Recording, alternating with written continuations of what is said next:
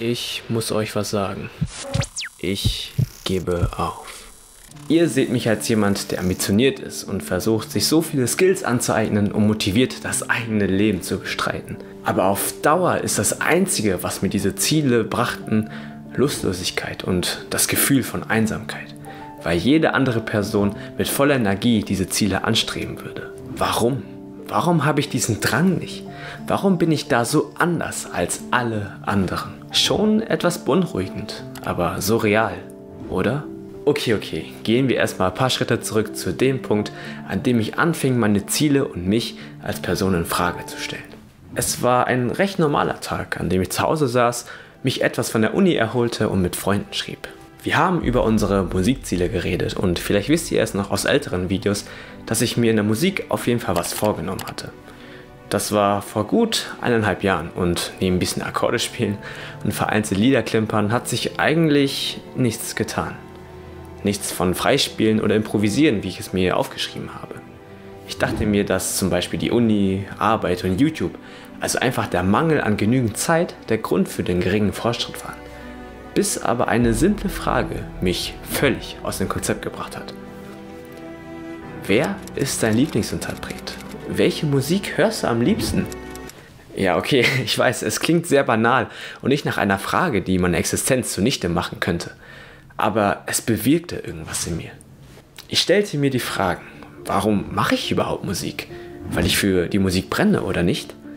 Denn während andere bestimmte Interpreten verehren oder täglich unzählige Stunden am Instrument sitzen, um zu üben, höre ich weder sehr viel Musik, noch übe ich sonderlich viel.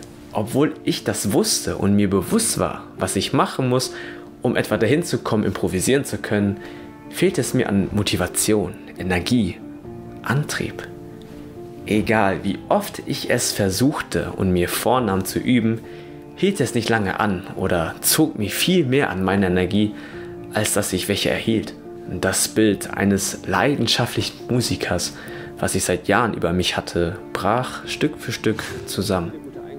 Nicht, dass die Ziele unerreichbar waren. Ich kann diese bestimmt erreichen mit viel Entschlossenheit und Energie. Nur, erfüllt mich das überhaupt? Nicht wirklich. Das festzustellen hatte mich ziemlich belastet, weil ich das auch auf die anderen Bereiche in meinem Leben erkennen sollte. Es ist bestimmt nur ein Einzelfall, oder nicht? Naja, beim Sport immer noch keinen Handstand zu können und Skills wie den Muscle-Up nicht zu beherrschen, weil ich keinen Nutzen daraus ziehe, trotz der Tatsache, dass ich das unbedingt können wollte. Oder auf YouTube den regelmäßigen Upload nicht gerecht zu werden, obwohl es gut lief und ich Leute inspirieren wollte.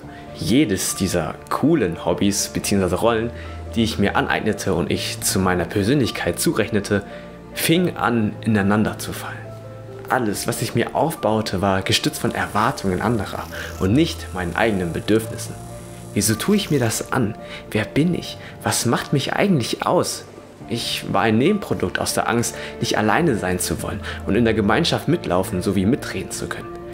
Mehr beherrscht von der Furcht für die langweiligeren Leidenschaften und Ziele, kein Interesse in der Gruppe finden zu können, geriet alles ab jetzt zu enden. Soweit, dass es mir so vorkam, dass ich all die Zeit verschwendet, mein Potenzial nicht völlig ausgeschöpft, meine Zukunft nicht optimal vorbereitet hatte. Ich war also in ein Loch gefallen, was ich mir selber grub und woraus ich irgendwie versuchen musste, wieder hinauszukommen. Ich überlegte also zunächst, warum ich wirklich diese Hobbys verfolge. Bei der Musik, um sich zu entspannen, abzuschalten, den Liedtexten zu lauschen und zu verstehen, was die Bedeutung dahinter ist. Beim Sport fit zu bleiben und nie wieder das Gefühl haben zu müssen, dass aufgrund meiner Statur ich mich selbst am Spaß beim Sport behindere. Das war für mich völlig ausreichend und umsetzbar. Zwar nichts Besonderes, aber das brauchte es auch nicht.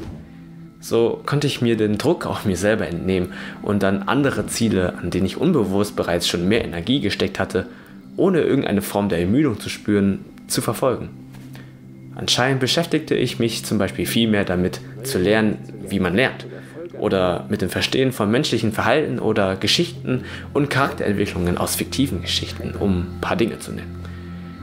Diese Dinge sind für den einen oder anderen weniger spannend, aber Dinge, die ich als erstes im Handy nachschauen oder als erstes auf YouTube anklicken würde. Soweit so gut. Damit blieb mir nur noch die Unwissenheit, wie es von den anderen Leuten aufgenommen werden sollte. Sind sie voller Entsetzung mir entgegengekommen und wollten nichts mit mir zu tun haben? Nein, nicht wirklich. Im Gegenteil. Eher schien es so, dass jede Person, mit der ich gesprochen hatte, ob jung oder alt, mal mehr, mal weniger damit kämpfte. Wir alle versuchen uns einen Weg zu erbauen, der uns das gibt, wonach wir im Leben wirklich suchen, sei es Freude, Erfolg oder Akzeptanz.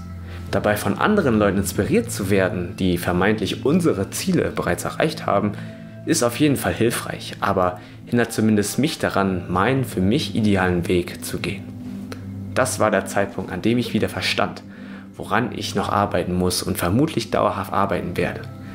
Sich selbst zu verstehen und viel wichtiger, sich so zu akzeptieren, wie man ist, dass man daraus ein für sich erfülltes Leben errichten kann.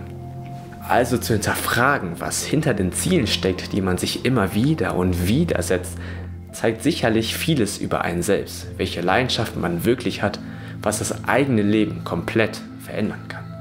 Warum verfolge ich diese Ziele überhaupt? Mache ich es, weil ich Spaß dran habe oder um von anderen anerkannt zu werden? Gibt es nicht andere Dinge, die mich wirklich mit Energie füllen, als die ich jetzt mache? So ein paar Fragen, die man sich dafür selber stellen kann und der Start dafür sein können, die Energie in die für sich wichtigsten Sachen zu stecken. Es ist ein Prozess, der in meinen 20ern jedenfalls sehr präsent ist und den ihr in diesem Video, da oder da, euch anschauen könnt. Bis dahin hoffe ich, dass es euch gefallen hat und wünsche euch viel Erfolg auf eurem Weg mit diesem Gedanken. Stay significant. I need to rap. Woo!